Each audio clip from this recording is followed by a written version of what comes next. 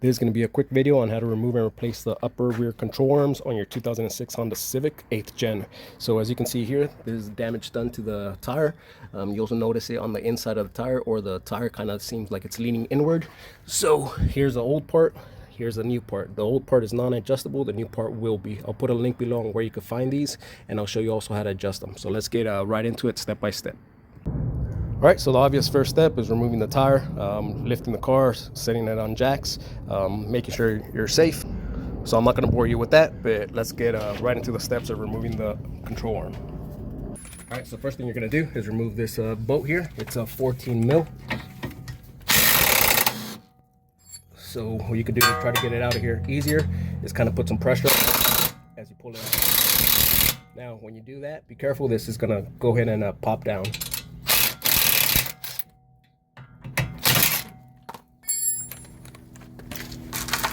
There you go, first bolt. All right, next step is follow this arm. Next step, you're gonna follow this arm, and on the back, you're gonna see two bolts going up into the chassis of the vehicle. So those are also 14 mil bolts. We're gonna go ahead and remove those. So as you can see on the passenger side, the exhaust will be in the way, so you'll just have to adjust and with your tools. So go ahead and remove these two bolts down here. So you can see those two right there. Go ahead and do that. All right, so this is what I used, pretty much an extension, the 14 mil and this joint. So that allowed me to get it.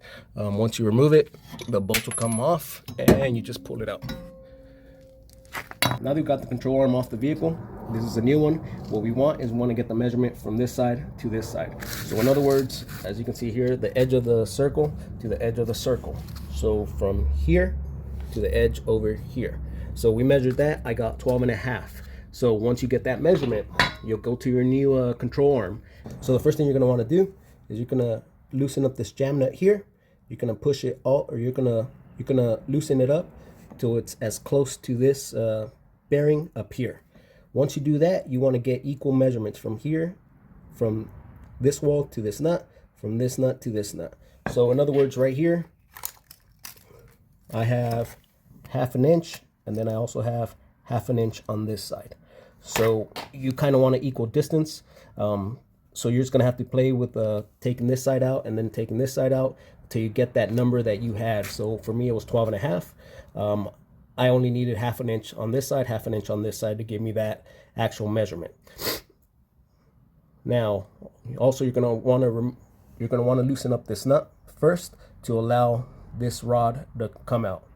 All right, once you get that, one thing that the factory recommends is not to allow this thread to be exposed more than 5/8 of an inch. So in other words, if this little area here is bigger than 5/8, then you've actually taken it out too much. Same thing on this side. So by adjusting these, you should be able to get the measurement that you need. Now I know that this measurement is actually not the right measurement, but we'll take it into an alignment shop and they could do the fine tuning once that's done. So once you get your right measurement from edge to edge, we're going to go ahead and tighten up this jam nut. Once you get it hand tight, you're going to go ahead and get 2 wrenches and tighten this up. So go ahead and do that on yours. I'm going to go ahead and do that on mine, and then we're going to go and install it on the vehicle. So this one here, don't tighten it yet. Leave this loose. Once we get it in the vehicle, we'll tighten this up once everything is secured. So go ahead and do your adjustments. So now for the install process, just go ahead and clean out the threads on both sides. So just go ahead and clean out the threads, clean your bolts, make sure there's no damage to the bolts. If there is, obviously you're gonna have to buy new bolts, but make sure your threads are good. These are decent, so we'll go ahead and reuse these. So to make it easy for me, I'm gonna go ahead and install it down here first. So kind of line it up. Once you got it lined up, go ahead and get a few threads through.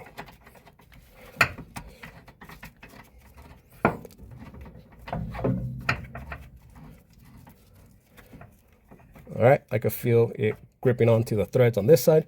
So once that's done, we're gonna go ahead and jack this up to relieve some of the pressure, and allow us to line these two bolts up. Right now, if we try to put the bolts in there, it will not line up. So what we're going to want to do is we're going to put a jack underneath and lift up the suspension. So let's go ahead and do that. All right, so now that we got some of the pressure off the suspension, kind of put it up to ride height, we'll be able to install the bolts on the inside. Now here, you might need somebody to kind of push this back and forth. You might need an assistant to help guide the bolts. You'll be underneath looking up to see where the bolts are. Someone might have to put a little bit of pressure on one of these sides here. So go ahead and do that next. Once you get those bolts a little bit snug, you'll come back up top. And we'll go ahead and tighten this one up. Just snug it up.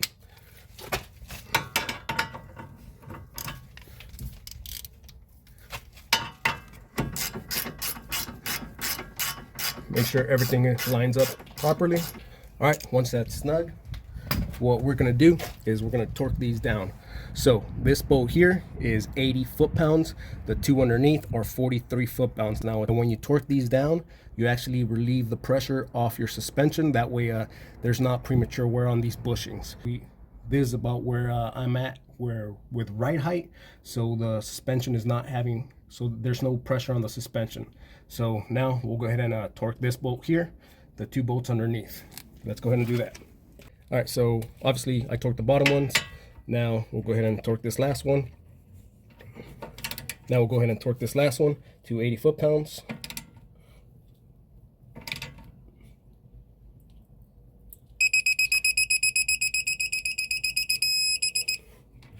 All right, once we got the 80 foot-pounds, you'll go ahead and again, make sure that this nut here, the jam nut is tight. These two are here tight. Once that's good, then we will go ahead and tighten up this this nut here, which is 1/2 inch. Now, once you got all this in place, you take it to your alignment shop, and they'll be able to do the final adjustments to make sure everything is good to go. Now, so as you can see, this was a very simple job. Anybody can do it. If it helped you out, saved you some money, just give it a thumbs up. If you have any comments, let me know below. And I'll also leave a link below to where you can actually get these parts, pretty decent price.